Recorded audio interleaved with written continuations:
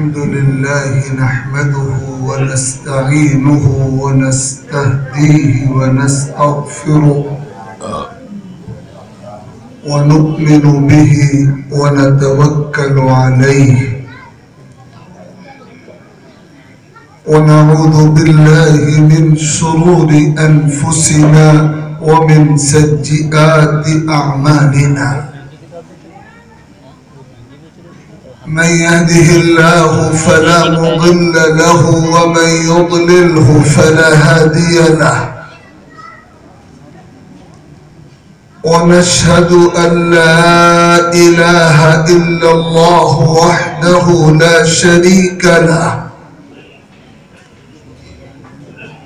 ونشهد أن سيدنا ونبينا وحبيبنا وشفيعنا وإمامنا ومولانا محمدا عبده ورسوله صلى الله تبارك وتعالى عليه وعلى آله وأصحابه وبارك وسلم تسليما كثيرا كثيرا.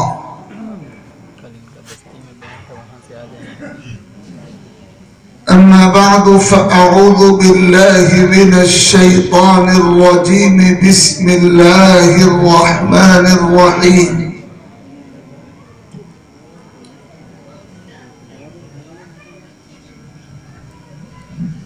إن الذين يحبون أن تشيع الفاحشة في الذين آمنوا لهم عذاب أليم في الدنيا والآخرة والله يعلم وأنتم لا تعلمون.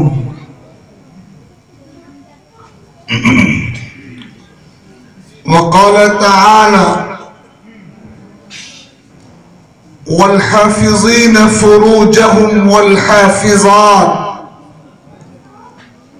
والذاكرين الله كثيرا والذاكرات أعد الله لهم مغفرة وأجرا عظيما. صدق الله ربنا العلي العظيم. وقال سيدنا ومولانا محمد صلى الله تعالى عليه وآله وسلم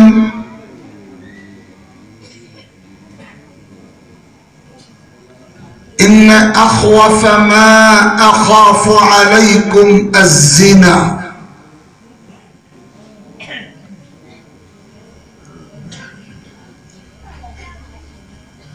وإن من أشراط الساعة أن يكثر الزنا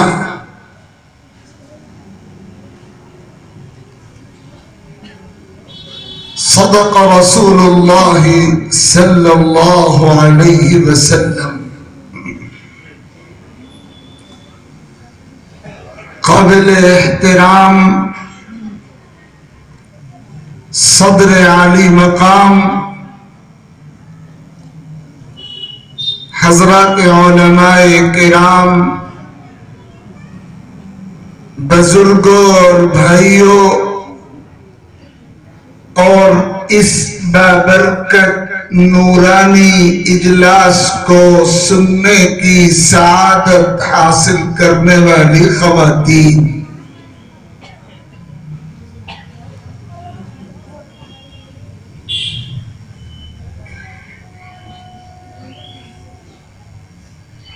ایک وقفے کے بعد اللہ تعالیٰ کے فضل سے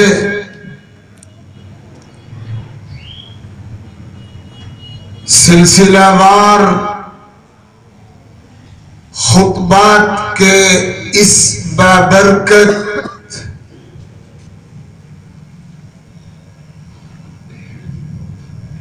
ان اجلاسوں میں اور اجتماعات میں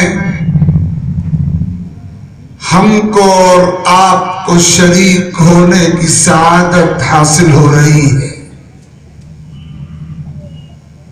اور آج ان سلسلہ وار پروگراموں کا یہ آخری حصہ ہے۔ اللہ رب العزت اس سلسلے کو بے حد قبول فرمائے اور اللہ کرے کہ کہنے اور سننے اور بتانے اور سنانے کا یہ عمل ضائع نہ ہو، ہمارے لیے ایمانی اور اصلاحی تبدیلی کا ذریعہ بنے اور اللہ کے دربار میں قبول کی دولت سے شرف یاب ہو۔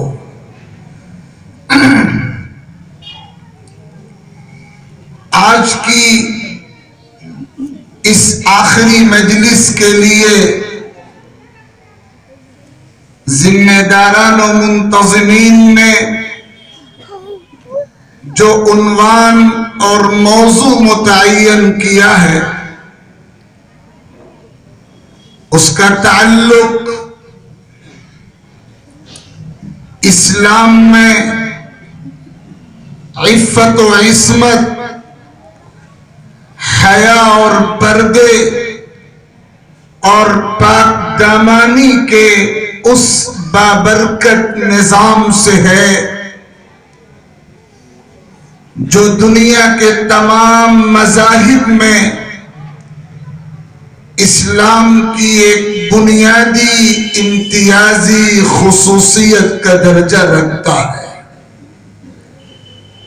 اور سچ پوچھئے کہ آج پوری دنیا میں بسنے والی امت مسلمہ اور ملت اسلامیہ کو جن بنیادی پہلوؤں پر خصوصی توجہ مرکوز کرنے کی ضرورت ہے ان میں یہ اولین درجے کا حساس موضوع ہے۔ ایک طویل مدت سے امت اس حوالے سے بے انتہا غفلت اور کوتاہی میں مبتلا ہے اور مجرمانہ غفلت کا خمیازہ اللہ رب العزت کی طرف سے عذاب اور قہر کی مختلف صورتوں میں ظاہر ہو رہا ہے۔ اللہ کرے کہ ہم ہوش کے ناخن لیں، اپنی ذمہ داریوں کو محسوس کریں، اپنی کوتاہیوں کے ازالے کے لیے فکر مند ہوں، مردوں کا طبقہ بھی، خواتین کا طبقہ بھی، نوجوانان ملت کے طبقات بھی، سماج کا ہر فرد، سماج کا ہر شخص اللہ کے واسطے اپنی ذمہ داری کو محسوس کر کے اپنی زندگی کو شریعت و سنت کے سانچے میں ڈھالنے کی فکر کرنے والا بن جائے۔ اللہ تعالیٰ نے ایمان اور یقین کے بعد جن بنیادی چیزوں کو تمام اہل ایمان مردوں اور عورتوں پر، تمام جوانوں پر، تمام ادھیڑوں پر، تمام بوڑھوں پر، تمام مردوں پر، تمام خواتین پر ہوش سنبھالنے اور شعور کی دنیا میں قدم رکھنے کے بعد سے لے کر زندگی کی آخری سانس تک جن بنیادی چیزوں کو فرض عین رکھا ہے ان میں ایک بہت بڑی بنیاد ہے اپنی عفت، اپنی عصمت، اپنی حیا، اپنی شرم، اپنی پاکیزگی اور اپنی پاک دامنی کی حفاظت کا اہتمام۔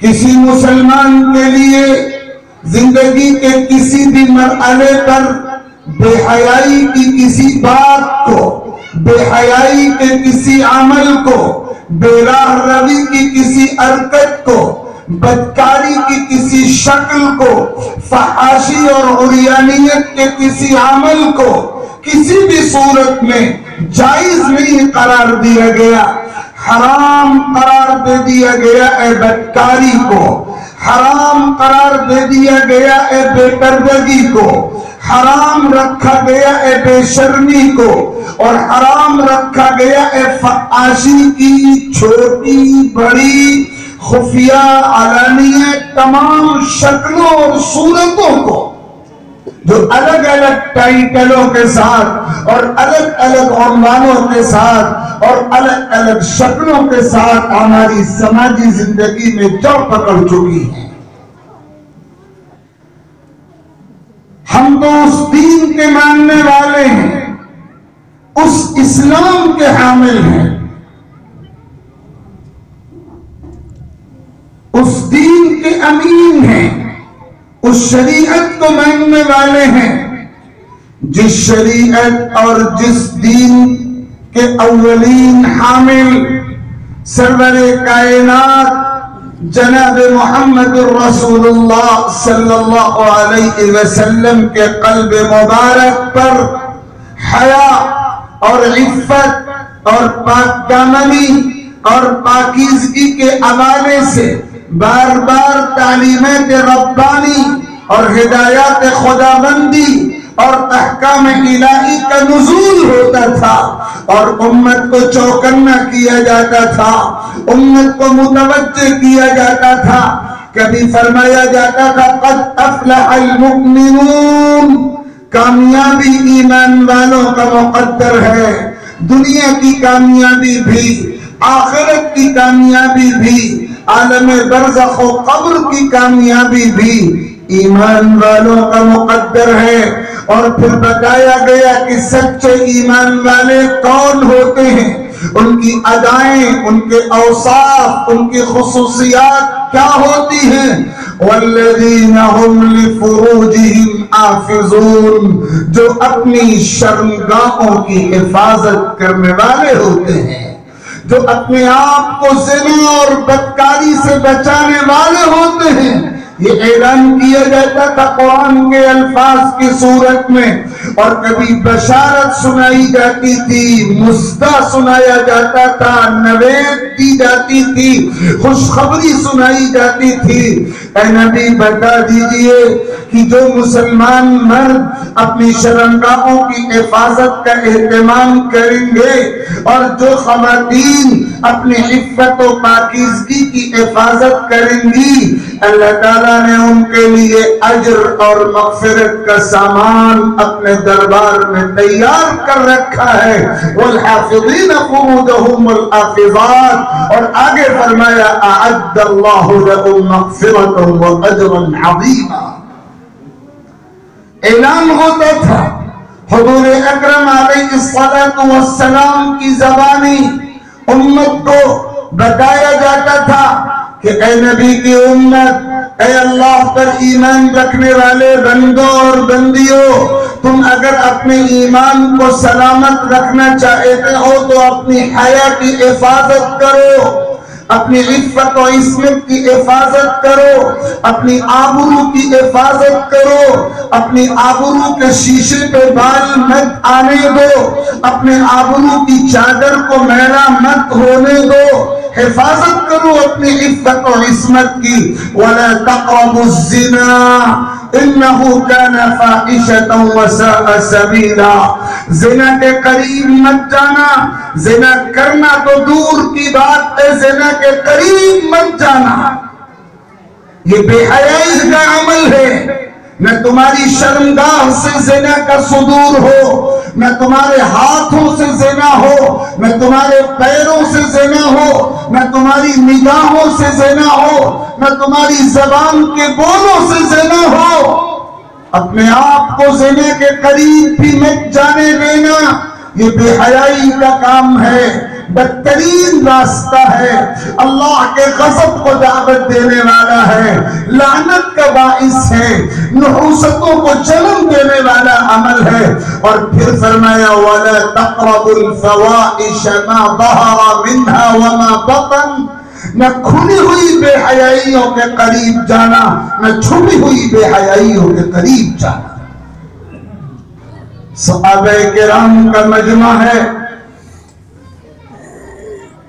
حضرت سعد رضی اللہ تعالی عنہ صحابہ کے مجمع میں اپنی غیرت کا تذکرہ کرتے ہوئے یہ فرما رہے ہیں کہ اگر میں اپنی بیوی کے ساتھ کسی اجنبی مرد کو دیکھوں تو میری غیرت کسی بھی قیمت پر یہ گوارا نہیں کر سکتی، میں ایک لمحے کی تاخیر کیے بغیر ایسے افراد کو قتل کر دوں گا، قتل کرنے میں کوئی تاخیر نہیں کروں گا۔ حضرت سعد کی زبان پر یہ الفاظ آئے اور ہر غیرت مند کے جذبات یہی ہوتے۔ آقا کریم صلی اللہ علیہ وسلم نے جب یہ بات سنی تو آپ نے صحابہ کو خطاب کر کے فرمایا اتعجبون من غیرت سعد، اے لوگوں کہ تمہیں سعد کی اس غیرت پہ تعجب آتا ہے؟ واللہ لا انا اغیر من سعد، خدا کی قسم میں تو سعد سے زیادہ غیرت مند ہوں، واللہ اغیر منی، اور اللہ مجھ سے زیادہ غیرت مند ہے۔ وَمِنْ أَجْلِ ذَلِكَ حَرَّمَ الْفَوَاحِشَ مَا ظَهَرَ مِنْهَا وَمَا بَطَنَ، اور یہ اللہ تعالیٰ کی غیرت ہی تو ہے کہ اللہ تعالیٰ نے بے حیائی کے تمام کاموں کو حرام کر دیا، کھلے ہوئے کاموں کو بھی اور چھپے ہوئے کاموں کو۔ زنا پر بندش لگا دی ہے، بے پردگی پہ قدغن لگا دی ہے، بے حیائی پہ روک لگا دی ہے، اور فحاشی کے تمام کاموں سے سختی سے منع فرما دیا۔ میں نے خطبے میں آقا کریم صلی اللہ علیہ وسلم کی یہ حدیث مبارک تلاوت کی تھی۔ آقا نے فرمایا امت کو خطاب کر کے ان اخوف ما اخاف علیکم الزنا، مسلمانوں مجھے تم پر سب سے زیادہ خوف جس چیز کا ہے وہ زنا اور بدکاری کا خوف ہے۔ یہ خطرہ نہیں ہے کہ تم میرے بعد کفر میں داخل ہو جاؤ گے، خطرہ یہ ہے کہ تم زنا میں مبتلا ہو جاؤ گے، تمہاری نسلیں بدکاریوں میں مبتلا ہو جائیں گی۔ اور یہ قیامت کی علامتوں میں سے ایک علامت ہے جو ہم کھلی آنکھوں سے دیکھ رہے ہیں، ان من اشراط الساعة ان یکثر الزنا، قیامت کی علامتوں میں سے ایک علامت یہ ہے کہ زنا عام ہو جائے گا، بدکاری عام ہو جائے گی، بے رحمی پھیل جائے گی، فحاشی کا دورہ ہو جائے گا۔ آج یہ منظر ہم کھلی آنکھوں سے دیکھ رہے ہیں۔ آقا کریم صلی اللہ علیہ وسلم فرمایا کرتے کہ امت کے سامنے اضمنوا لی ستا من انفسکم اضمن لکم الجنہ، مسلمانوں تم مجھے 6 باتوں کی ضمانت دے دو، میں تمہیں جنت کی ضمانت دے رہا ہوں۔ اصدقوا اذا حدثتم، جب بھی بولنا سچ بولنا، وَأَوْفُوا إِذَا وَعَدْتُمْ، اور جب بھی وعدہ کرنا وعدہ پورا کرنا، وَأَدُّوا إِذَا اؤْتُمِنْتُمْ، اور جب بھی تمہیں کسی امانت کا امین بنایا جائے امانت دار رہنا، بددیانت مت بن جانا۔ وَغُضُّوا أَبْصَارَكُمْ، اپنی نگاہیں پست رکھنا۔ وَاحْفَظُوا فُرُوجَكُمْ، اپنی شرمگاہوں کی حفاظت کرنا۔ وَكُفُّوا أَيْدِيَكُمْ، اپنی ہاتھوں سے کسی کو تکلیف مت پہنچانا۔ اور فرمایا مَن يَضْمَنْ لِي مَا بَيْنَ لَحْيَيْهِ وَمَا بَيْنَ رِجْلَيْهِ أَضْمَنْ لَهُ الْجَنَّةِ، جو مسلمان مجھے ضمانت دے کہ وہ اپنے جبڑوں کے درمیان کی چیز یعنی زبان کی حفاظت کرتا رہے گا اور اپنے پیروں کے درمیان کی چیز یعنی شرمگاہ کی حفاظت کرتا رہے گا، میں اس کے لیے جنت کی ضمانت لیتا ہوں۔ اور فرمایا المرأة اذا صلت خمسها وصامت شهرها وأطاعت بعلها وحفظت فرجها قيل لها ادخلي من أي أبواب الجنة شئت۔ عورت اگر 5 وقتہ نمازوں کی پابندی کرتی رہے، رمضان کے روزوں کا اہتمام کرتی رہے، اپنے شوہر کی اطاعت کرتی رہے، جائز کاموں میں، حرام کاموں میں نہیں، جائز کاموں میں، اور اپنی شرمگاہ کی، اپنی حیا کی حفاظت کرتی رہے، اپنے پردے کی حفاظت کرتی رہے، اللہ کی کریمی یہ ہوگی کہ ایسی خاتون سے کہا جائے گا کہ تم جنت میں جس دروازے سے چاہو داخل ہو۔ یہ ہے اسلام میں عفت و عصمت کا مقام، یہ ہے وہ دین جو ہمیں عطا کیا گیا ہے۔ دین یہ کہہ رہا ہے کہ ہمیں اپنی حیا کی حفاظت یوں کرنی ہے، ہمیں بتایا جا رہا ہے کہ تمہارا ایمان حیا کے بغیر اللہ کے دربار میں قبول ہی نہیں ہوگا۔ الحیاء والایمان قرناء جمیعا اذا رفع احدهما رفع الاخر۔ حیا اور ایمان دونوں ساتھ ساتھ چلتے ہیں، دونوں میں چوڑی دامن کا ساتھ ہے، دونوں لازم ملزوم ہیں۔ اور جیسے برف سے ٹھنڈک کو الگ نہیں کیا جا سکتا اور جیسے شہد سے مٹھاس کو الگ نہیں کیا جا سکتا، اسی طرح ایمان کو حیا سے اور حیا کو ایمان سے الگ نہیں کیا جا سکتا۔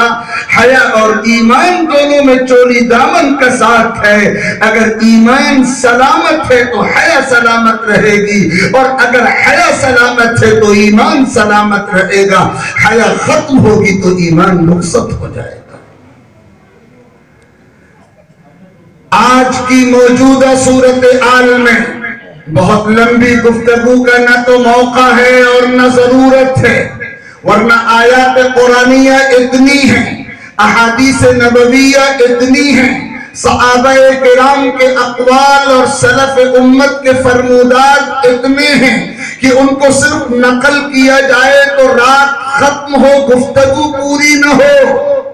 لیکن میں جو بات عرض کرنا چاہتا ہوں، آپ سب صاحبان کے آج یہاں موجود ہونے کو غنیمت سمجھ کر اور اپنا فرض منصبی سمجھ کر، اور سب سے پہلے اپنے کو مخاطب بنا کر اور پھر آپ سے خطاب کرتے ہوئے آپ جائزہ لیجئے کہ آج ہماری نسلوں میں بگاڑ کیوں آیا، آج ہماری معاشرتی زندگی میں بے حیائی کو فروغ کیوں مل رہا ہے، سماج بے پردگی کی راہ پر کیوں چل رہا ہے، زنا کے واقعات دن بدن تیز رفتاری کے ساتھ کیوں بڑھتے جا رہے ہیں۔ وہ سماج جو عفت و عصمت کی تہذیب لے کر آیا، وہ مسلمان امت جس کے پاس عفت و عصمت کا حیا اور پردے کا ایسا نظام ہے جو نظام دنیا کی کسی اور قوم اور کسی اور مذہب کے پاس نہیں ہے، اس قوم، اس ملت، ان اہل ایمان کی سماجی زندگی اور معاشرتی اور قومی زندگی کی تصویر یہ ہے کہ آبے کا آبا بگڑا ہوا ہے اور نسل بے راہ ربی کے راستے پر چل رہی ہے اور بدکاریوں کا فروغ ہوتا جا رہا ہے، بے حیائیوں کا گراف بڑھتا جا رہا ہے، پردے کا ریشو کم سے کم اور بے پردگی کا تناسب آئے دن بڑھتا جا رہا ہے۔ آخر کیا وجہ ہے؟ کبھی آپ نے سچے دل سے تنہائی میں اپنے گریبان میں منہ ڈال کر اس پر غور کرنے کی ضرورت سمجھی یا نہیں سمجھی؟ آج کا یہ موضوع اسی لیے ہے کہ اللہ کے واسطے ہم اپنی ذمہ داری، اپنی مسئولیت سمجھیں اور غور کریں کیا اسباب ہیں، کن اسباب کی وجہ سے سماج بے حیائی کے راہوں پر چلتا ہے اور ان اسباب کو کیسے ختم کیا جائے، کیا تدبیریں اختیار کی جائیں، کون سے راستے اپنائے جائیں کہ سماج بے حیائی کے بجائے بجائے حیا کی راہوں پر چلنے لگے، بے پردگی کے بجائے پردے کے راستے پر آ جائے، بد کرداری کے بجائے کردار کی پاکیزگی کا جوہر سماج کو حاصل ہو جائے۔ چند ضروری باتیں ایک ترتیب کے ساتھ بہت جلدی میں عرض کروں۔ سب سے پہلی بات، اللہ تعالیٰ کا خوف اور آخرت کی فکر۔ انسان کو گناہوں سے، بے حیائی سے، زنا سے، بدکاری سے سب سے بڑھ کر روکنے والی اگر کوئی چیز ہوتی ہے تو وہ اللہ کا خوف ہوتا ہے، آخرت کی فکر ہوتی ہے، موت کی یاد ہوتی ہے، اللہ کے دربار میں جواب دہی کا احساس ہوتا ہے۔ اگر انسان میں فکر آخرت زندہ نہ رہے، اگر انسان کے دل میں اللہ کا خوف نہ رہے، اگر وہ بے خوف اور نڈر اور بے جھجک ہو جائے، اگر موت کی یاد اس کے دل میں نہ رہے، اگر اللہ کے دربار میں جواب دینے کا استحضار اسے نہ رہے، تو اس کے قدم گناہوں کی راہ پر بڑھتے چلے جاتے ہیں۔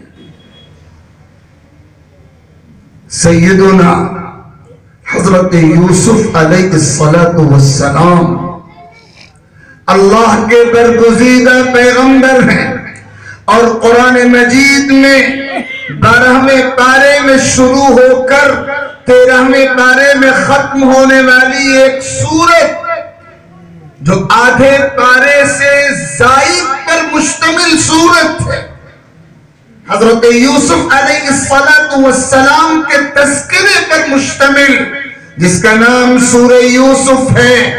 اللہ تعالیٰ نے تقریباً 2 رکوعوں میں اس واقعے کا نقشہ کھینچا ہے کہ کیسے حضرت یوسف علیہ السلام کو تاریک کنویں سے نکال کر مصر کے بازار میں بیچا گیا، اور پھر وہ بادشاہ وقت کے دربار میں پہنچے۔ اللہ تعالیٰ نے ایسا حسن و جمال عطا فرمایا تھا کہ آقا کریم صلی اللہ علیہ وسلم کے علاوہ اس کائنات میں ان جیسا حسن و جمال کسی کو عطا نہیں ہوا، صرف آقا کا استثناء ہے۔ لیکن آقا کو ہٹا دیا جائے، آقا کو الگ رکھا جائے، تو اس کائنات میں سب سے زیادہ حسن و جمال اللہ تعالیٰ نے سیدنا حضرت یوسف علیہ السلام کو بخشا تھا۔ بادشاہ وقت کی بیوی نے تنہائی میں، خلوت میں، شاہی دربار میں، جہاں کوئی آنکھ دیکھنے والی نہیں، کوئی ہاتھ پکڑنے والا نہیں، کوئی روکنے والا نہیں، تمام اسباب جمع تھے زنا میں مبتلا ہو جانے کے، اور بادشاہ وقت کی بیوی دعوت زنا دے رہی ہے۔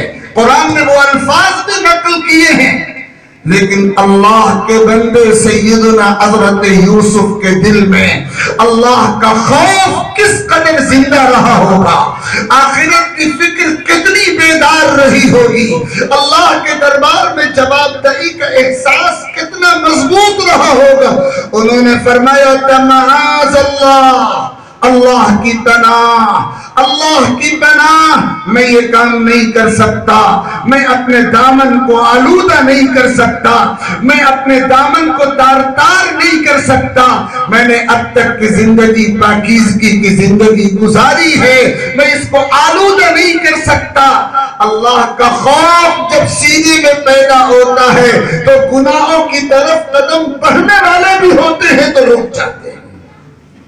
اللہ تعالیٰ مدد فرماتے ہیں، اگر آپ اپنے سینے میں اللہ کا خوف زندہ رکھیں تو گناہوں کے چاہے جتنے نظارے اور بلاوے اور ترغیبات اور تحریصات اور کشش کے سامان آپ کے سامنے آ جائیں، اور فتنہ کتنا ہی قہر سامان کیوں نہ ہو، اور فتنہ کتنا ہی آپ کو دعوت کیوں نہ دے رہا ہو، اگر اللہ کا خوف زندہ ہے تو اللہ قدم روک لے۔ 7 آدمی جو عرش الہی کے سائے میں قیامت کے دن جگہ پائیں گے، ان 7 میں ایک وہ بھی خوش نصیب ہوگا فرمایا گیا حدیث مبارک میں وَرَجُلٌ دعته امرأة ذات منصب وجمال فقال إني أخاف الله. وہ آدمی جس کو اعلیٰ حسب و نسب کی خوبصورت ترین خاتون دعوت زنا دے، لیکن اس کے جواب میں وہ یہ کہے کہ مجھے اللہ کا ڈر ہے، مجھے اللہ کا خوف ہے. اللہ اس کو یہ انعام عطا فرمائے گا کہ قیامت کے روز عرش الہی کے سائے میں اسے جگہ ملے. حضور اکرم صلی اللہ علیہ وسلم نے بنی اسرائیل کے 3 افراد کا واقعہ صحابہ کی مجلس میں بار بار نقل فرمایا، اور اس کی تفصیلات تو پوری یہاں نہیں بیان کی جا سکتی، لیکن جو قصہ ہمارے موضوع سے متعلق ہے میں اس کا تذکرہ کر رہا ہوں. 3 آدمی سفر پہ گئے، سفر سے واپس ہوئے، ایک پہاڑ کی چٹان پر ایک غار موجود تھا. اس غار میں وہ رات میں آرام کے لیے داخل ہو گئے. اللہ کا کرنا ایسا ہوا کہ پہاڑ سے پتھر گرے اور لڑکے، اور ایک بڑا پتھر اس غار کے دہانے پہ آ کر اس طرح فٹ ہو گیا کہ وہ غار بند ہو گیا. اب انہیں اپنی موت آنکھوں کے سامنے نظر آنے لگی. ان کے سامنے کوئی چارہ نہیں تھا. غور کرتے رہے، مشورہ کرتے رہے. اللہ تعالیٰ ہی تدبیر بھی سجھاتے ہیں. اللہ تعالیٰ نے تدبیر سجھائی کہ تم نے اپنی زندگی میں جو سب سے نیک عمل کیا ہو اس کا واسطہ دے کر اس کے وسیلے سے اللہ سے دعا. تو ایک نے والدین کی خدمت کا بہت نیک عمل کیا تھا، اس نے اس کے وسیلے سے دعا مانگی تو پتھر تھوڑا سا ہٹ گیا. اور ایک نے مزدور کی اجرت ادا کرنے میں بہت امانت داری کا معاملہ کیا تھا، اس نیک عمل کے وسیلے سے دعا مانگی، وہ قبول ہوئی، پتھر تھوڑا سا ہٹ گیا.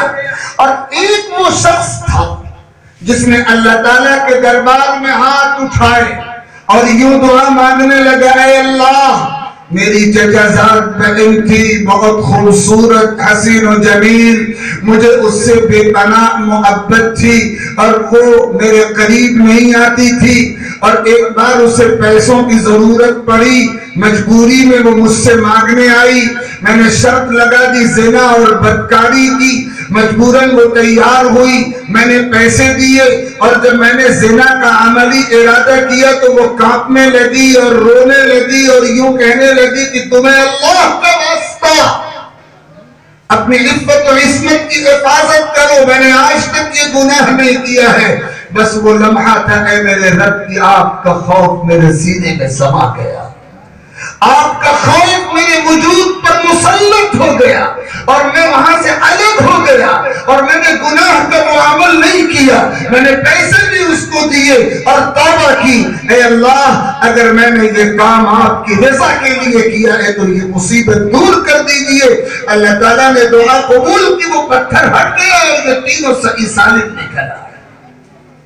اگر اللہ کا خوف زندہ ہو، اگر موت کی یاد ہو، اگر آپ کو یاد رہے کہ مجھے مرنا ہے، اللہ کے دربار میں حاضر ہونا ہے، جواب دینا ہے، دنیا کی حرام لذتوں میں مبتلا ہوں گا تو اللہ کے عذاب کا سامنا کرنا پڑے گا.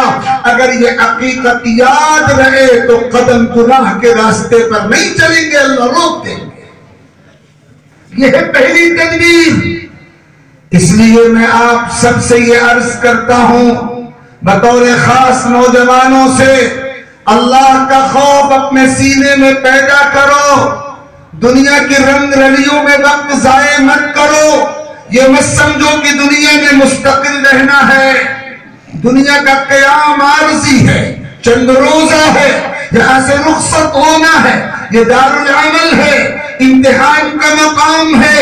اللہ تعالیٰ کی طرف سے ہماری جانچ ہو رہی ہے. موت کے بعد اللہ رب العزت ہمارے ایک ایک عمل کا جائزہ لے کر بدلہ دینے والے ہیں.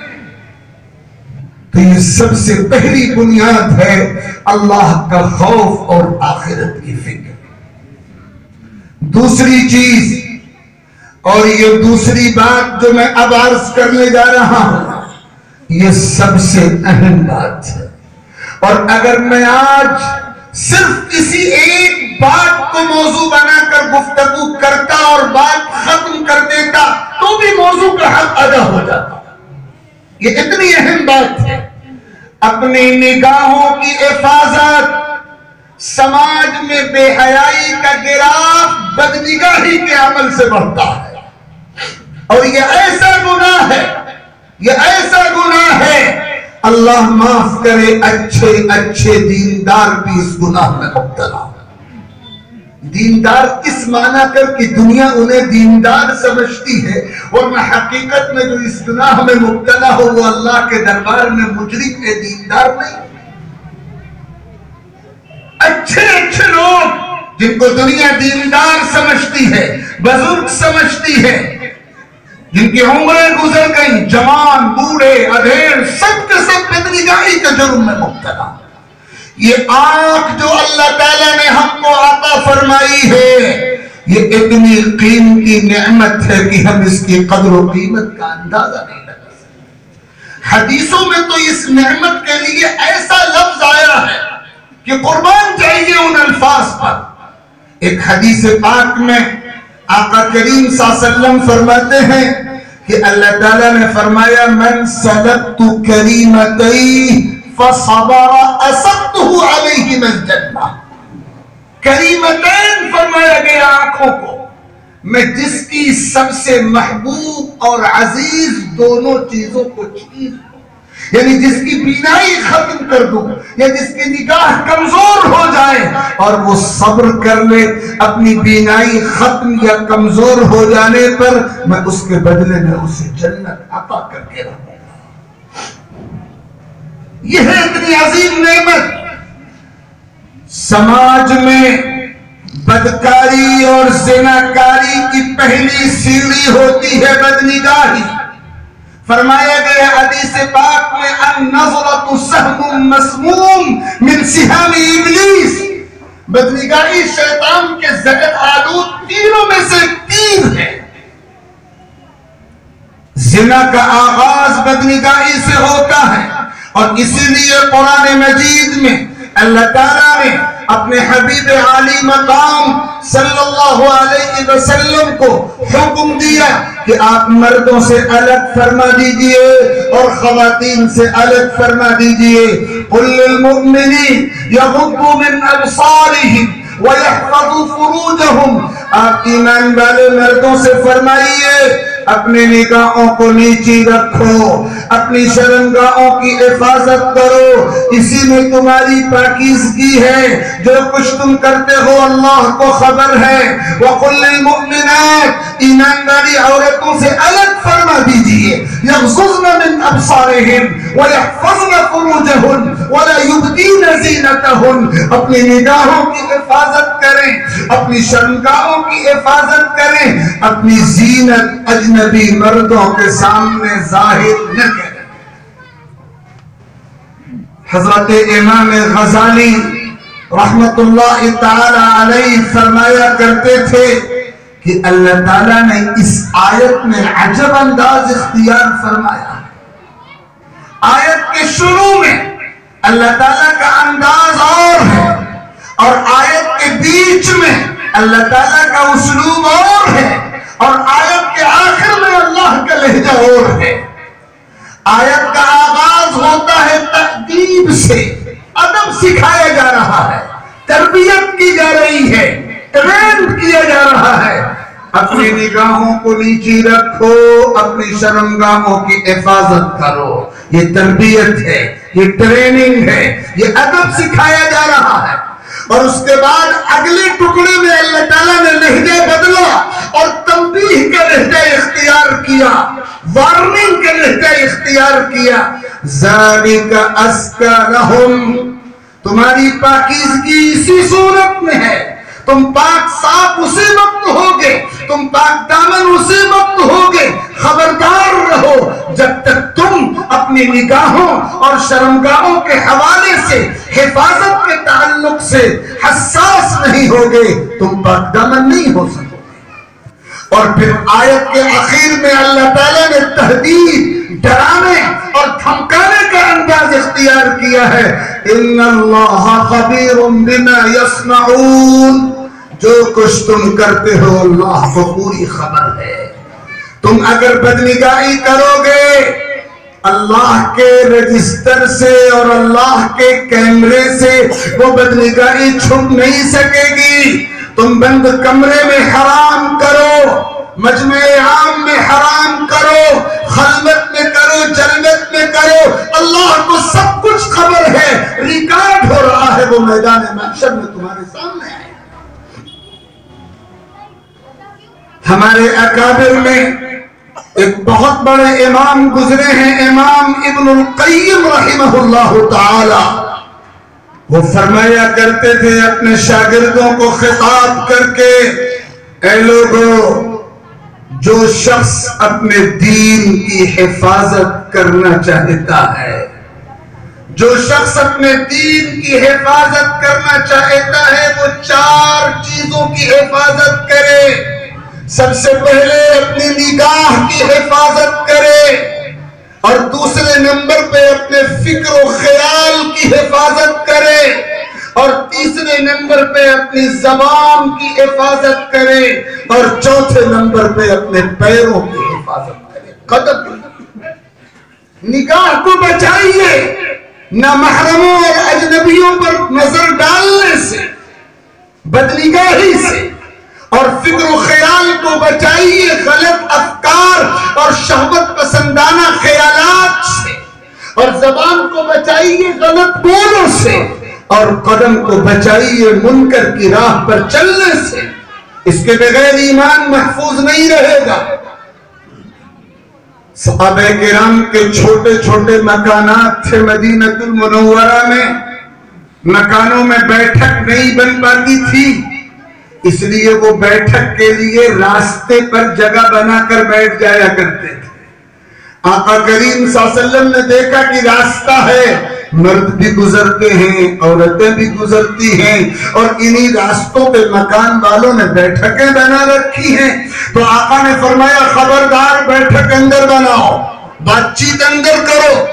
صحابہ کرام نے عرض کیا کہ مکانات تنگ ہیں اور ہمیں اس کے سوا کوئی چارہ نہیں ہوتا کہ ہم بیٹھک راستے پر بنائیں. آپ نے فرمایا اذا کنتم لا بد فاعلیها فاعطوا الطریق حقا، اگر تمہیں ایسا کرنا پڑتا ہے تو راستے کا حق ادا کرو. تو صحابہ نے پوچھا راستے کا حق کیا ہے؟ فرمایا راستے کے حقوق بہت سے ہیں، ان میں ایک حق ہے اپنی نگاہ کو بست رکھنا، اپنی نگاہ کی حفاظت کرنا. اجنبی عورتوں پر نگاہ نہ پڑے، مردوں کی نگاہ اجنبی خواتین پر، اور خواتین کی نگاہ اجنبی مردوں پر نہ پڑے. اپنی نگاہ کی حفاظت کا یہ اہتمام حضرت ام سلمہ اور حضرت میمونہ رضی اللہ عنہما امہات المؤمنین ہیں، ازواج مطہرات میں ہیں، پیغمبر کی پاک بیویاں ہیں، پوری امت کی مائیں ہیں، تقدس مآب ہیں، پاکیزگی کا شاہکار ہیں. حضور اکرم صلی اللہ علیہ وسلم کے پاس بیٹھی ہوئی تھی. دروازے پہ دستک ہوئی، پتہ چلا کہ مدینہ المنورہ کے نابینا صحابی، مسجد نبوی کے مؤذن دوم، حضور پاک صلی اللہ علیہ وسلم کے مخصوص صحابی حضرت عبداللہ ابن ام مکتوم رضی اللہ تعالی عنہ ملنے آ رہے ہیں. نابینا اجازت دے دی گئی، وہ اندر آ گئے، اور یہ دونوں خواتین پردے میں نہیں گئی، وہیں بیٹھی رہی. حضور پاک صلی اللہ علیہ وسلم نے فرمایا تم پردہ کیوں نہیں کرتی؟ تو ان دونوں خواتین نے یہ کہا کہ اللہ کے رسول یہ تو نابینا ہے، یہ تو ہمیں نہیں دیکھ رہے ہیں۔ آقا کریم صلی اللہ علیہ وسلم نے اس کے جواب میں جو جملہ فرمایا، افعمیوان انتما الستما تبصران، یہ تو نابینا ہے لیکن تم تو نابینا نہیں ہو۔ کیا تم نابینا ہو؟ تم انہیں نہیں دیکھ رہی ہو؟ پردہ صرف مرد کے لیے ہے، عورت کے لیے نہیں ہے۔ حرام ہے مردوں کے لیے اجنبی خواتین کو دیکھنا، اور اسی طرح خواتین کے لیے اجنبی مردوں کو دیکھنا۔ ہمارے اکابر، یاد آئی مجھے بات، ہمارے اکابر اور مشائخ طریقت اور خاص طور پہ سلسلے نقشبندیہ کے مشائخ کا ایک بہت خاص مجرب عمل ہے۔ جو مسلمان اپنی حفاظت چاہتا ہے بدنگاہی سے، اگر آپ یہ چاہتے ہیں کہ آپ کی نگاہ محفوظ رہے، آپ بدنگاہی کے گناہ سے بچے رہیں، یا اگر گناہ ہو گیا ہے تو اللہ تعالیٰ توبے کی توفیق عطا فرما دے، تو اکابر کا، مشائخ کا، بزرگان دین کا یہ مجرب عمل ہے کہ اگر ہر فرض نماز کے بعد 7 مرتبہ دعا کے یہ کلمات پڑھے جائیں تو اللہ رب العزت ان کلمات دعا کی برکت سے بدنگاہی کے گناہ سے محفوظ فرما دیتے ہیں۔ اور وہ کلمات کیا ہیں؟ اگر یاد ہو سکے تو یاد کر لیجئے گا۔ اللہم طہر قلبی من غیرک ونور قلبی بنور معرفتک۔ اللہم طہر قلبی من غیرک، میرے دل کو اے اللہ دوسرے سے پاک کر دیجئے۔ ونور قلبی بنور معرفتک، اور میرے دل کو اپنی معرفت کا نور عطا فرما۔ حضرت عمر فاروق رضی اللہ تعالی عنہ کے دور خلافت کا واقعہ ہے۔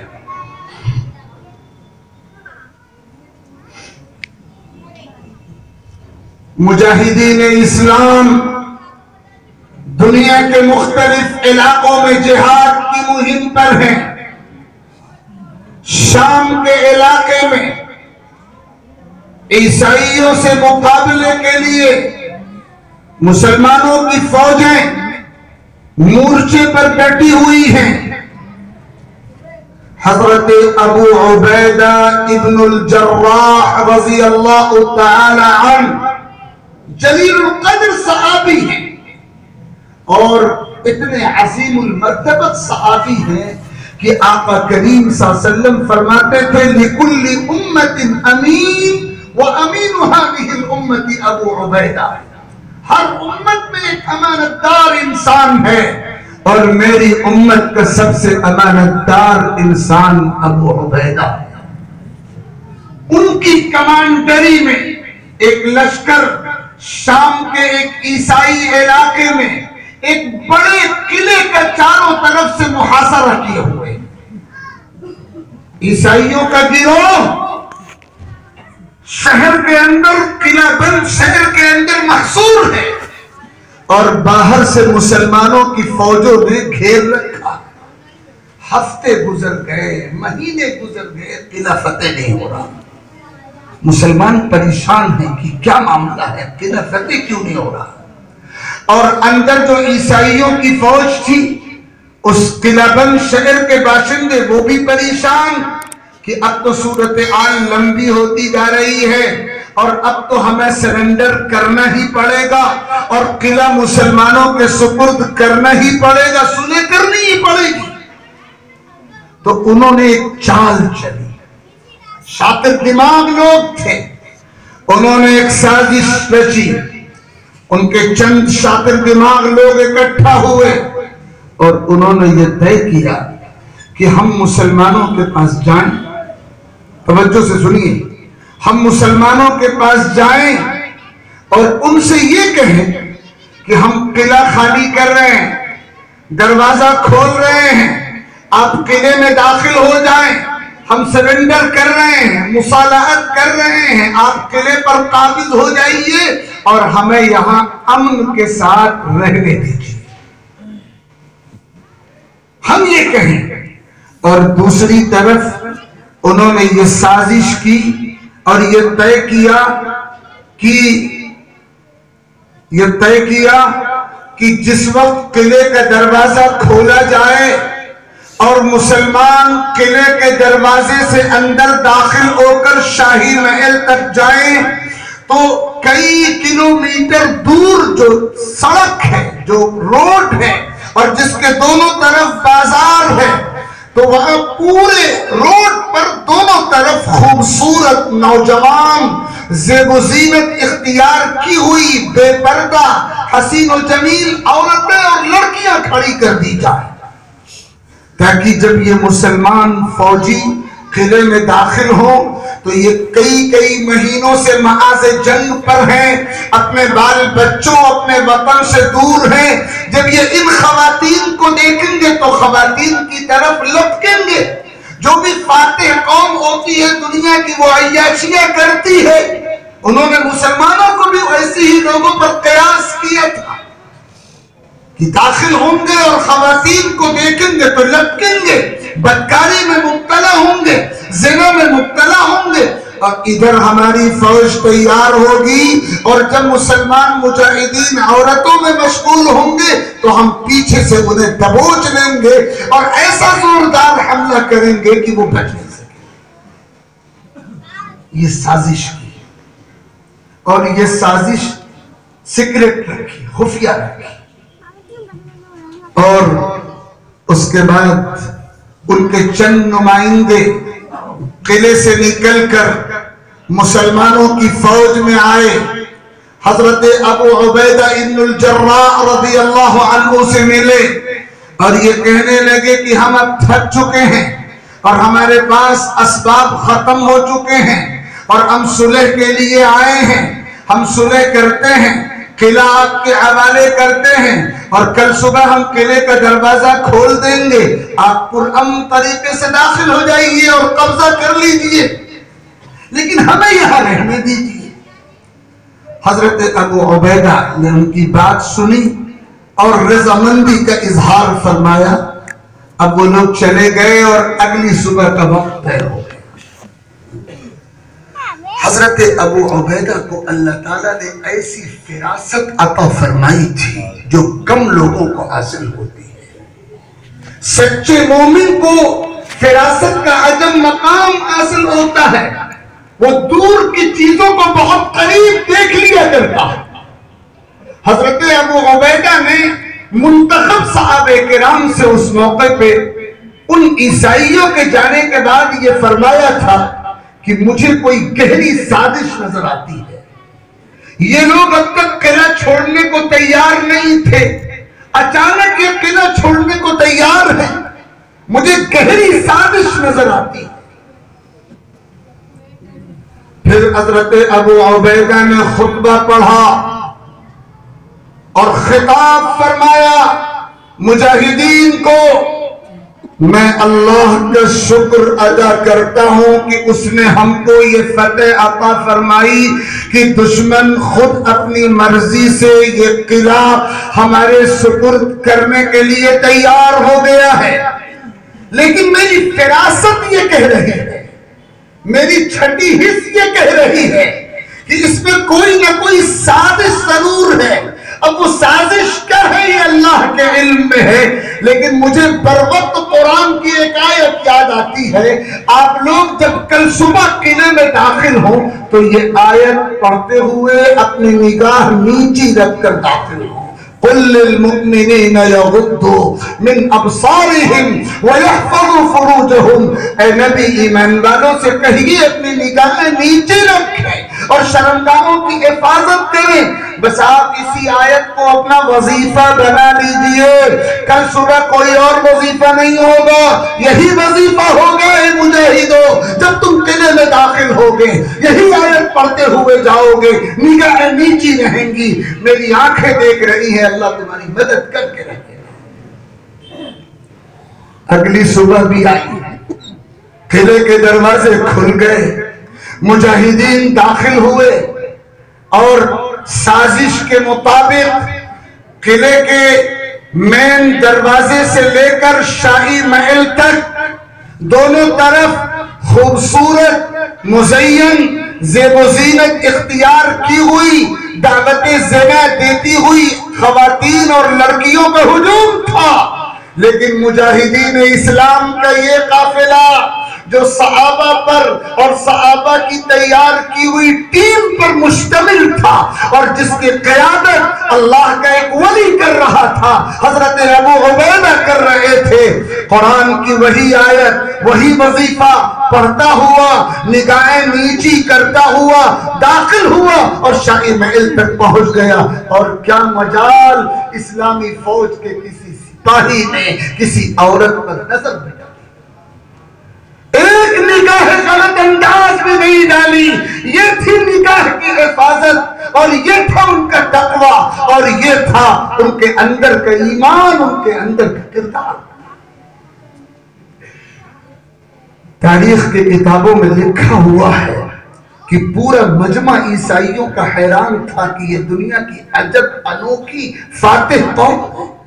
انہوں نے بڑے تعجب سے آ کر کہا تھا کہ یہ تو ہماری چال تھی، فاتح لوگ عیش و عشرت کے دلدادہ ہوتے ہیں، لیکن آپ کا معاملہ تو عجب ہے، آپ نے تو ایک عورت کی طرف بھی کسی نے نگاہ نہیں ڈالی۔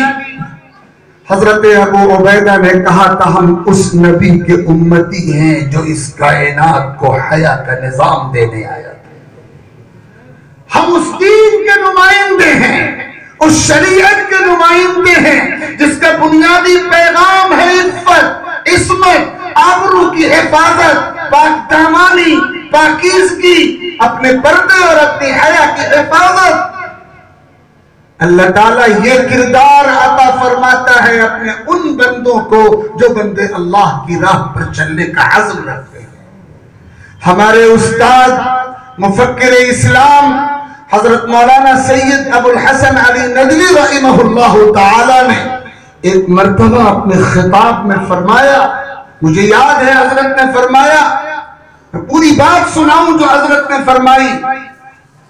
فرمایا کہ میں انگلینڈ گیا اور وہاں مختلف مسجدوں میں میرے خطابات لیکچر رکھے گئے، تو وہاں لوگوں نے کہا کہ یہاں سب سے بڑا فتنہ بے حیائی اور بدنگاہی کا فتنہ، اس لیے کہ جو انگریزوں کے طبقات ہیں عیسائی، ان کے یہاں حیا کا کوئی تصور ہی نہیں ہے، پردے کا کوئی تصور ہی نہیں ہے، معیوب ہی نہیں ہے، زنا اور بدکاری وہاں قانونی طور پر اس کو جواز حاصل۔ تو یہاں جو مسلمان آتے ہیں وہ بھی انہی کے رنگ میں رنگنے لگ جاتے ہیں، اس لیے آپ اس موضوع پر بات کریے۔ تو حضرت فرماتے ہیں کہ میں نے ایک مسجد میں تقریر کی اور میں نے تقریر میں ایک واقعہ سنایا، اور واقعہ یہ تھا کہ جب ہندوستان سے مجاہدین حضرت سید احمد شہید رائے بریلوی رحمہ اللہ کی قیادت میں، یہ وہ قافلہ ہے جو بالا کوٹ میں شہید ہوا تھا، مجاہدین بالا کوٹ جنہوں نے اصلاً ہندوستان میں تحریک آزادی بھی چلائی اور تحریک نفاذ اسلام بھی چلائی، حضرت سید احمد شہید اور حضرت شاہ اسماعیل شہید رحمہم اللہ، یہ مجاہدین ہندوستان سے گئے اور انہوں نے پشاور کا علاقہ فتح کیا اس دور میں، اور مہینوں اور سالوں ان کو وہاں لگے، لیکن ہر مجاہد کی تربیت امام نے یعنی حضرت سید احمد شہید نے ایسی کی تھی کہ کوئی مجاہد پشاور کے اندر پردے کا اہتمام نہیں تھا، بے پردگی عام تھی، لیکن کوئی مجاہد کبھی بھی بدنگاہی کے جرم کا ارتکاب کرتا ہوا نہیں دیکھا گیا۔ فرماتے ہیں کہ وہاں کے مقامی لوگوں میں سے ایک آدمی ایک مرتبہ ایک مجاہد کے پاس آیا اور اس کا ہاتھ پکڑ کے پوچھا، اے اللہ کے بندو، ہندوستان سے آنے والوں، کیا تمہاری دور کی نگاہ کمزور ہوتی ہے؟ کیا تمہاری دور کی نگاہ کمزور ہوتی ہے؟ تو مجاہد نے تعجب سے کہا نہیں تمہاری نگاہ تو بالکل درست ہے. کہا نہیں میں دیکھ رہا ہوں تم سب مجاہدین کو یہاں چاروں طرف حسن کے جلوے ہیں، لیکن تم میں سے کوئی مجاہد کسی عورت کی طرف نگاہ غلط انداز میں نہیں ڈالتا. تو مجھے ایسا لگتا ہے کہ شاید تم ہندوستانیوں کی دور کی نگاہ کمزور ہو. تم مہینوں سے گھر سے دور ہو، بال بچوں سے دور ہو، اور پھر بھی حسن کی طرف تمہاری کوئی کشش نہیں. تو اس مجاہد نے کہا نہیں، نگاہ تو بالکل سلامت ہے، لیکن ہمارے امام نے ہماری ٹریننگ یہ کی ہے کہ نگاہوں کی حفاظت فرض ہے. نگاہوں کی حفاظت فرض ہے.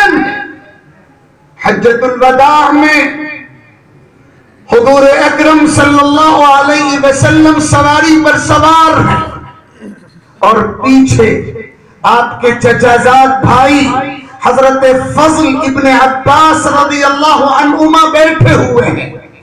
اچانک ایک عورت، قبیلہ خثعم کی ایک عورت مسئلہ پوچھنے آئی، اور جب وہ قریب پہنچی تو یا تو نقاب کی چادر ہٹ گئی اور اس نے کسی وجہ سے ہٹا دی، اور اب جب حضرت فضل کی نگاہ اس خوبصورت عورت کے چہرے پر پڑی تو وہ دیکھنے لگے. روایات میں آتا، بخاری شریف کی روایت ہے کہ حضرت فضل اسے دیکھنے لگے اور وہ حضرت فضل کو دیکھنے لگی. یہ بدنگاہی کا عمل شروع ہوا. آقا کریم صلی اللہ علیہ وسلم نے حضرت فضل کا چہرہ پکڑ کے دوسری طرف موڑ دیا اور اس عورت کو پردہ گرانے کا حکم دیا، اور بعد میں فرمایا انی رأیت شابا وشابتا فلم آمن الشیطان علیہما. شیطان ان کو گناہ میں مبتلا کرنا چاہتا تھا، میں نے بروقت تنبیہ کر کے ان کو گناہ سے بچانے کی. نگاہ کی حفاظت کا شریعت میں یہ مقام ہے. سیدنا حضرت عثمان غنی رضی اللہ تعالی عنہ، کون نہیں جانتا، پورے صحابہ کی جماعت میں حیا کے پیکر، عفت و عصمت کے پیکر، اللہ تعالیٰ نے حیا کا جو مقام سیدنا عثمان غنی رضی اللہ عنہ کو عطا فرمایا تھا، جماعت صحابہ میں اس حوالے سے وہ نمبر 1 پر. ان کے بارے میں آتا ہے کہ اللہ تعالیٰ نے ان کو ایسی فراست عطا فرمائی تھی کہ وہ اپنی مجلس میں آنے والے گنہگاروں کے گناہوں کو پہلے سے تاڑ لیا کرتے تھے. کوئی شخص آیا اور وہ کسی گناہ میں مبتلا ہے، اللہ تعالیٰ کی طرف سے انہیں معلوم ہو جاتا تھا یہ کس گناہ میں مبتلا ہے، وہ اسی گناہ سے روکتے تھے اور نشتر وہی لگاتے تھے. ایک مرتبہ ایک شخص ان کی خدمت میں آیا، اور یہ وہ شخص تھا جو بدنگاہی کے گناہ میں مبتلا تھا. حضرت عثمان غنی نے اس کو دیکھ کر فرمایا کہ کیا بات ہے، مجھے اپنے سامنے وہ لوگ بھی نظر آ رہے ہیں جن کی آنکھوں سے زنا کے اثرات امڑتے ہوئے محسوس ہو رہے ہیں، جن کی آنکھوں سے زنا کے اثرات امڑتے ہوئے محسوس ہو رہے ہیں. وہ شخص بالکل الرٹ ہو گیا، فوراً توبہ کی اور عرض کیا کہ جی میں اس گناہ میں مبتلا ہوں، توبہ کرتا ہوں. لیکن یہ بتائیے آپ کو پتہ کیسے چل گیا؟ نبی آخر الزمان صلی اللہ علیہ وسلم تو دنیا سے رخصت ہوئے اور بہت دن ہو گئے آپ کو پردہ فرمائے ہوئے، کیا آپ کے بعد بھی وحی اتر رہی ہے؟ آپ کو کیسے پتہ چلا؟ حضرت عثمان نے فرمایا یہ وحی نہیں ہے، فراست. یہ وحی نہیں ہے، فراست. نکاح کی حفاظت کی شریعت میں بے انتہا اہمیت ہے. حضرت فاطمہ رضی اللہ تعالی عنہ جگر گوشے رسول ہیں، ان کے واقعات میں یہ لکھا ہوا ہے کہ ایک مرتبہ آقا کریم صلی اللہ علیہ وسلم نے اپنی مجلس میں صحابہ کا امتحان لیا تھا اور فرمایا تھا مسلمانوں بتاؤ ایمان کے بعد ایک مسلمان خاتون کے لیے دنیا میں سب سے بہتر چیز کیا ہے؟ ایُّ شیءٍ خیر للمرأة، ایک مسلمان عورت کے لیے دنیا میں سب سے بہتر چیز کیا ہے؟ صحابہ کرام اس کا جواب نہیں دے سکے تھے. آقا نے مہلت دی، جاؤ غور کرو، کل کی مجلس میں جواب دینا. مجلس میں حضرت علی رضی اللہ عنہ بھی تھے. وہ گھر آئے، اپنی شریک حیات آقا کریم صلی اللہ علیہ وسلم کی لخت جگر حضرت فاطمہ رضی اللہ عنہ سے ذکر کیا. انہوں نے لمحوں میں، چٹکیوں میں مسئلہ حل کر دیا. انہوں نے فرمایا تو بہت آسان سوال ہے اور اس کا جواب بھی بہت آسان ہے. اس کا جواب یہ ہے کہ ایک مسلمان عورت کے لیے سب سے بہتر چیز پردہ ہے. حیث لا یرین الرجال ولا یرونہم، نہ وہ اجنبی مردوں کو دیکھیں نہ اجنبی مرد اسے دیکھیں. نگاہ کی حفاظت اور پردے کا اہتمام. جب اگلے دن حضرت فاطمہ کے حوالے سے یہ جواب حضرت علی کے ذریعے جناب رسول اللہ صلی اللہ علیہ وسلم کی خدمت میں پہنچا تھا تو آقا کی خوشی کا عالم دیدنی تھا. آقا نے فرمایا صدقت انہا بضعۃ منی، فاطمہ سچ کہتی ہے، وہ میرے جسم کا ٹکڑا ہے. یہ ہے نگاہ کی حفاظت.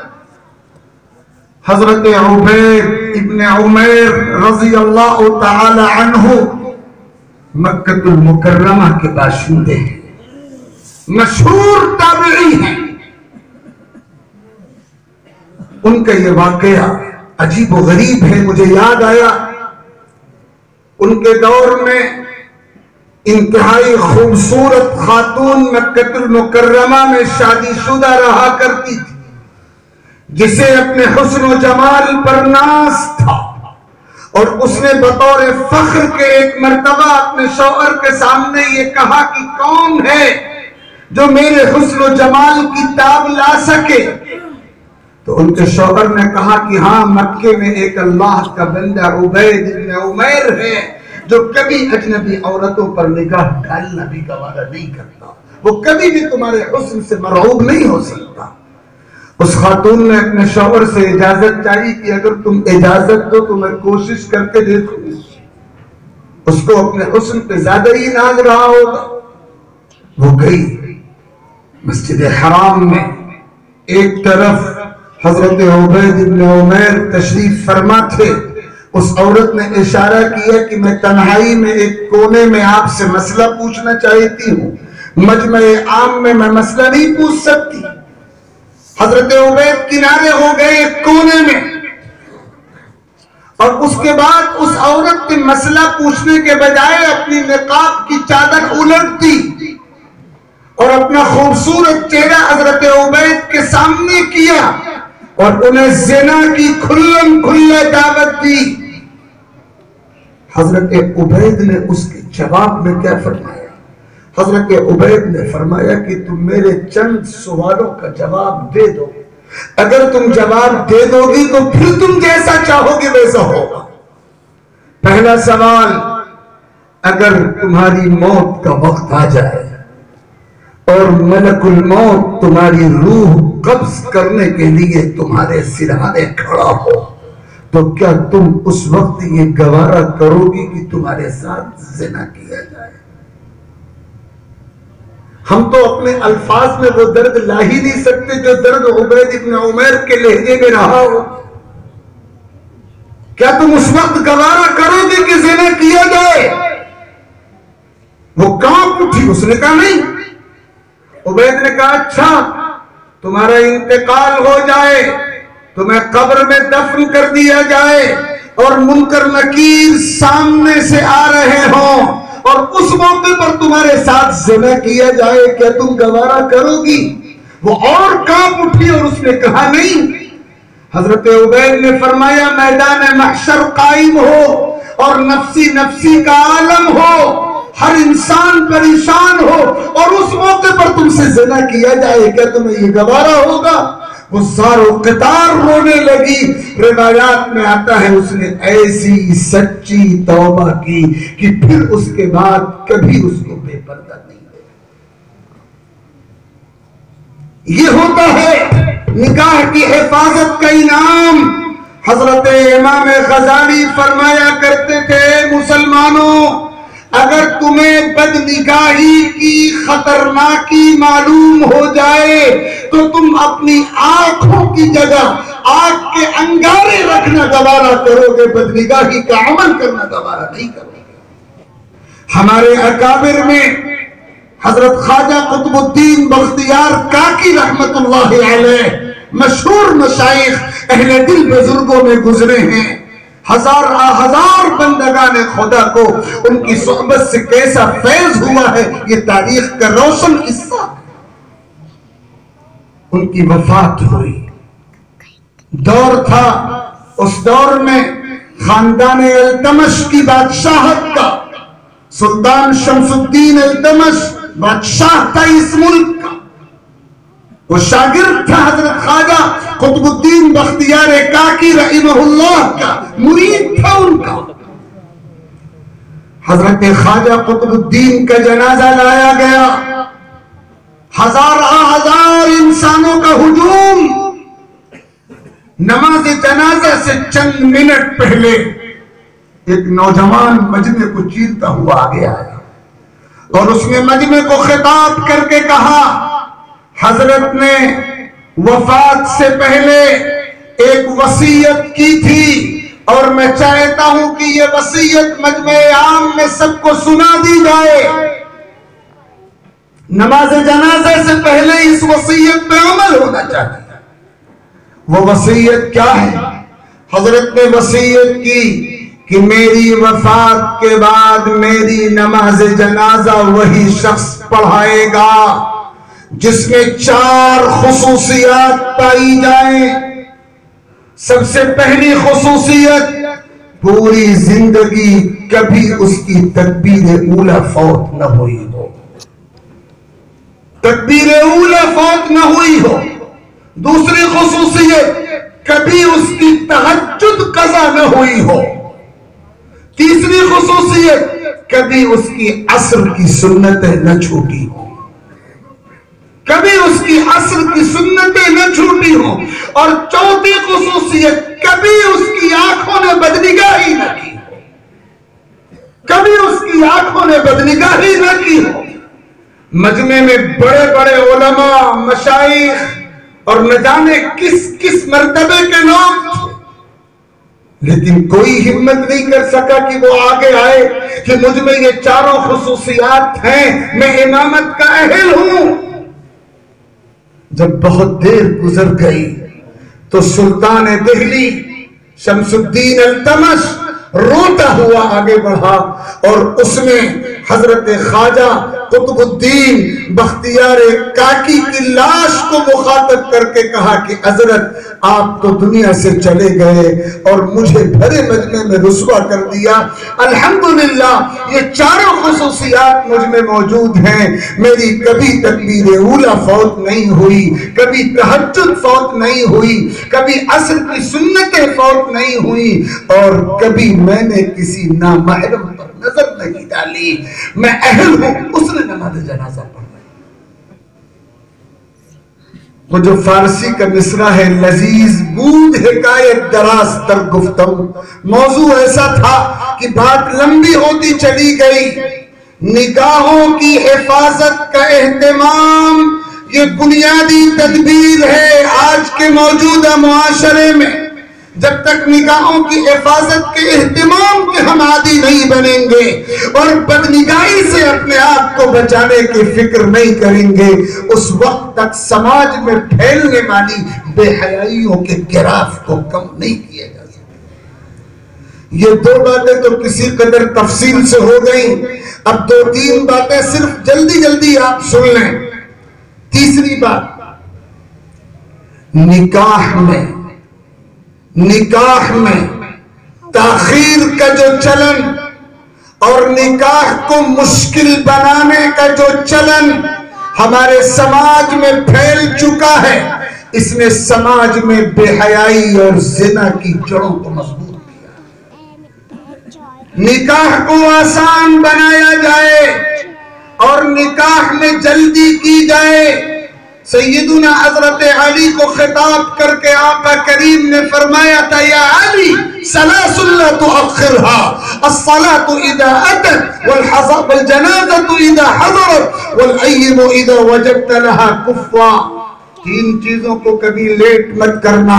نماز کا وقت آئے تو نماز لیٹ مت کرو, جنازہ آ جائے تو نماز لیٹ مت کرو, اور غیر شادی شدہ لوگوں کا مناسب رشتہ ملے تو رشتے کو آگے بڑھانے میں تاخیر مت کرو. ہم نے اپنی سماجی زندگی میں شادی کے عمل کو مشکل بھی بنایا ہے اور مؤخر بھی کرنے کا چلن اپنایا. یہ ایک مستقل موضوع ہے, اس پر بہت سی مرتبہ گفتگو ہو چکی ہے, اور گزشتہ سال بڑی مسجد کے پروگرام میں اسی موضوع پر گفتگو ہوئی تھی کہ نکاح کو کن رسموں نے بوجھل بنایا ہے اور ہم کیسے ان رسموں پہ قابو پا سکتے ہیں. لیکن صورتحال یہ ہے کہ ہم میں سے کوئی عمل کرنے کے لیے تیار نہیں ہے. اللہ کہنے والے کو بھی عمل کی توفیق دے, سننے والوں کو بھی عمل کی توفیق دے. نکاح کو آسان بنائے بغیر ہم اپنے سماج سے بے حیائی کے گراف کو کم نہیں کر سکتے. یہ تیسری چیز ہے. اور چوتھی چیز, شرعی پردے کا مکمل اہتمام. آپ یہ نہ سمجھیں کہ صرف نقاب کی چادر اوڑھ لینا ہی پردہ ہے. اس کی بہت لمبی تفصیلات ہیں, وقت اجازت نہیں دیتا کہ میں اس کو دہراؤں. اسلام نے پردے کا جو نظام رکھا ہے خواتین کے لیے وہ بڑا حکیمانہ, مربوط, منظم, کامل, جامع نظام. قرآن کی آیات و احادیث میں تذکرہ ہے. سب سے پہلا درجہ پردے کا یہ ہے کہ عورت گھر کی چہار دیواری میں رہے, بغیر ضرورت کے باہر نہ نکلے. ازواج مطہرات کو خطاب ہے جو امت کی مائیں ہیں, تو پھر ہماری اور آپ کی خواتین کس شمار میں ہیں؟ فرمایا وَقَرْنَ فِي بُيُوتِكُنَّ, اے نبی کی بیویوں اپنے گھروں میں رہو. اور آقا کریم صلی اللہ علیہ وسلم نے فرمایا اقرب ما تکون المرأة من وجہ ربها وهي في قعر بیتها. عورت اپنے رب کی رضا کے سب سے زیادہ قریب اس وقت ہوتی ہے جب وہ اپنے گھر کی چہار دیواری کے پردے کرتے ہیں. لیکن چونکہ اسلام دین فطرت ہے, بہت سی مرتبہ عورتوں کو گھر سے باہر نکلنا ہوتا ہے, ضروری ہوتا ہے. تو ایسے موقع پہ پردے کا دوسرا درجہ یہ ہے کہ جب عورتیں گھر سے باہر نکلیں, شدید ضرورت کے بغیر نہ نکلیں, اور سر سے لے کر پیر تک نقاب کی سادی چادر میں ملبوس ہو کر نکلیں, اپنے شوہر یا سرپرست کی اجازت سے نکلیں, خوشبو لگا کر نہ نکلیں, بجنے اور کھنکنے والے زیورات پہن کر نہ نکلیں, اور مردوں کے مجمع میں خلط ملط نہ ہو, الگ تھلگ ہو کر چلیں. حضرت عائشہ تو بیت اللہ کا طواف کرتی تھی, بخاری کی روایت ہے تطوف حجرۃ من الرجال, مردوں سے الگ تھلگ ہو کر طواف کرتی. مطاف میں وہ اختلاط سے بچتی تھی, تو عام بازاروں اور راستوں میں اختلاط سے بچنا کتنا ضروری ہو. شرعی پردے کا اہتمام, اور خاص طور پر وہ رشتہ دار جو محرم نہیں ہیں ان سے عام طور پر پردہ نہیں ہوتا, اور حدیث کی زبان میں وہ عفت اور پاک دامنی کے لیے موت و ہلاکت ہوتے ہیں. ان سے پردہ کرنا اور احتیاط کرنا انتہائی بنیادی حکم ہے, سخت ضروری درجے کا حکم ہے. اسی میں یہ بات بھی آ گئی کہ ہم کو مخلوط کلچر سے اپنے آپ کو بچانا ہے, مخلوط تعلیم گاہوں سے بچانا ہے, کو ایجوکیشن سے بچانا ہے اپنی نسلوں کو, مخلوط تقریبات کے نظام سے اپنے آپ کو بچانا ہے. یہ بہت لمبا موضوع ہے, لیکن چونکہ مخلوط نظام پر ایک دن شاید گفتگو ہو چکی ہے اور اب وقت بھی اس پر گفتگو کی اجازت نہیں دیتا. پردے کا مکمل اہتمام. اور اگلی چیز, بہت ہی اہم چیز, اللہ کرے آپ دل کے کانوں سے سن لیں, شرعی لباس کا اہتمام. ہماری سماجی زندگی میں ہم نے مردوں میں اور مردوں سے کہیں زیادہ خواتین میں جو لباس اس وقت اپنی زندگی کا حصہ بنا رکھا ہے, میں اللہ کے گھر میں قسم کھا کر کہوں تو آنس نہیں ہوں گا, یہ شرعی لباس نہیں ہے, غیر شرعی لباس. اسلام نے جو لباس پہننے کا حکم دیا ہے اس میں شرطیں لگائی گئی ہیں. پہلی شرط یہ ہے کہ وہ لباس ساتر ہو، جسم کو چھپانے والا ہو۔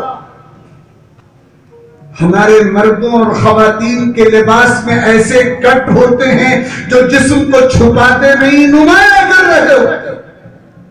پہلی شرط ہے لباس ساتر ہو، اور دوسری شرط یہ ہے کہ لباس ڈھیلا ڈھالا ہو، ٹائٹ نہ ہو، چست نہ ہو، اس کو پہن کر جسم کی بندشیں نمایاں نہ ہوتی۔ اور تیسری شرط یہ ہے کہ وہ لباس دبیز ہو، باریک نہ ہو کہ اس سے جسم جھلکے اور نظر آئے۔ اور چوتھی شرط یہ ہے کہ وہ لباس ہیجان انگیز نہ ہو، ایسا نہ ہو کہ اس کو دیکھ کر دوسروں کے جذبات میں اشتعال پیدا ہو، شہوانی جذبات بیدار ہو۔ لہذا مردوں کے لیے بھی ایسا لباس جائز نہیں ہے، اور خواتین کے لیے بھی ایسا لباس جائز نہیں ہے جو ہیجان انگیز ہو، شہوت کے جذبات کو بھڑکانے والا۔ تو پہلی شرط یہ ہے کہ لباس ساتر ہو، اور دوسری شرط یہ ہے کہ ڈھیلا ڈھالا ہو، ٹائٹ اور چست نہ ہو، اور تیسری شرط یہ ہے کہ تمیز ہو، باریک نہ ہو، جسم کے اعضاء اس سے جھلکتے اور نمایاں نہ ہوتے ہوں، اور چوتھی شرط یہ ہے کہ ہیجان انگیز نہ ہو، اور پانچویں شرط یہ ہے کہ مرد عورت کے ساتھ مشابہت والے لباس اور عورتیں مردوں کے ساتھ مشابہت والے لباس نہ کریں۔ لعن اللہ المرأة تلبس لبسة الرجل وَلَعَنَ اللَّهُ الرَّجُلَ يَلْبَسُ لِبْسَةَ الْمَرْأَةِ، جو مرد عورتوں جیسا لباس پہنے وہ ملعون ہے، اور جو عورتیں مردوں جیسا لباس پہنے وہ ملعون ہے۔ جو مرد عورتوں کی مشابہت اختیار کرے ملعون ہے، جو عورتیں مردوں کی مشابہت اختیار کرے ملعون ہے۔ اور مسلم شریف کی روایت ہے، اے مسلمانوں، اے پبلک کے لوگوں، العنوہم، ایسے لباس پہننے والوں پہ لعنت بھیجو۔ کیا پیغام ہے؟ ہم جائزہ لیں، ہم کیسا لباس پہن رہے ہیں، ہم کیسا لباس پہنا رہے ہیں۔ تربیت تو بچپن سے ہونی چاہیے، لیکن بچپن کے بعد شعور کی دنیا میں قدم رکھنے کے بعد تو لباس مکمل شرعی ہونا چاہیے۔ غیر شرعی لباس ہماری سماجی زندگی میں جڑ پکڑتا جا رہا ہے، رواج پکڑتا جا رہا ہے، اور اس میں عفت اور عصمت اور حیا کا جنازہ نکالا۔ یہ وہ بنیادی چیزیں ہیں جن پر آج کی مجلس میں آپ کی توجہ دلانا چاہتا تھا، اور آخری بات ہے دعا کا اہتمام۔ عفت و عصمت کی حفاظت کے لیے دعا کا اہتمام نبیوں کی سنت ہے۔ حضرت یوسف کا تذکرہ ہو رہا تھا جب ان کو مصر کی خواتین نے زنا پر مجبور کیا تھا اور دھمکایا تھا کہ اگر تم زنا پر راضی نہیں ہوگے تو تمہیں کال کوٹری میں ڈال دیا جائے گا، تو ان کے ہاتھ اللہ کے دربار میں اٹھے تھے، اور ان کی دعا کے بول قرآن میں موجود ہیں، رب السجن احب الی مما یدعوننی الیہ والا تصرف عنی اصب الیہن واکن من الجاہلین۔ اے میرے رب، مجھے جیل جانا گوارا ہے، زنا میں آلودہ ہونا گوارا نہیں ہے، اور بجز آپ کی توفیق کہ میں اس گناہ سے نہیں بچ سکتا۔ حضور پاک صلی اللہ علیہ وسلم کی جو دعائیں منقول ہیں، آپ میں سے بھی بہت سے صاحبان کو یاد ہوں گی وہ دعا۔ اس میں ایک دعا یہ بھی ہے، اللہم انی اسألک الہدی والتقی والعفاف والغنی۔ دہرائیے، اللہم انی اسألک الہدی والتقی والعفاف والغنی۔ خدایا میں آپ سے ہدایت مانگتا ہوں، تقوی مانگتا ہوں، بے نیازی مانگتا ہوں، اور پاک دامنی مانگتا ہوں، عفت مانگتا ہوں، حیا مانگتا ہوں، اپنی عصمت کا تحفظ مانگتا ہوں۔ یہ وہ بنیادی چیزیں ہیں جن پر خصوصیت کے ساتھ توجہ کی ضرورت ہے۔ ہم بہت دور نکل آئے ہیں بگاڑ کے راستے پر، پلٹنا مشکل بھی ہے اور قربانیوں کا طالب بھی ہے، لیکن پلٹے بغیر چارہ بھی کچھ نہیں ہے۔ قرآن کی پکار ہے وَأَنِيبُوا إِلَىٰ رَبِّكُمْ، اپنے رب کی طرف لوٹ آؤ۔ قرآن آواز دے رہا ہے فَفِرُّوا إِلَى اللَّهِ، بھاگ کر اللہ کی طرف لوٹو۔ تم جس راستے کے سر پر جا رہے ہو وہ شیطان کا راستہ ہے، اس کا انجام ہلاکت کا پھڑ ہے، اس کے سوا کچھ نہیں۔ لوٹ آؤ اللہ کے دربار کرم کی طرف، معصیت سے اطاعت کی طرف، بدنگاہی اور بدنظری اور بے حیائی سے حیا کی طرف، اور زنا سے پاک دامنی کی طرف، نافرمانیوں سے اطاعت کی طرف، خرافات سے سنتوں کی طرف اور شریعت کی طرف لوٹ آؤ۔ اگر تم کوشش کرو گے تم ایک قدم چلو گے، اللہ کی رحمت 2 قدم آگے بڑھ کر تمہارا استقبال کرے گی۔ اللہ رب العزت ان متفرق گزارشات کو قبول فرمائے اور مجھے اور آپ کو زندگی کی آخری سانس تک عفت اور عصمت کے اصولوں پر قائم اور دائم رکھے، اور ہم سب کے لیے اس دنیا میں بھی، اس دنیا کے بعد عالم برزخ میں بھی، اور اس کے بعد عالم آخرت میں بھی ہر اب خیر مقدر فرمائے۔ آمین۔ وآخر دعوانا ان الحمد للہ رب العالمین۔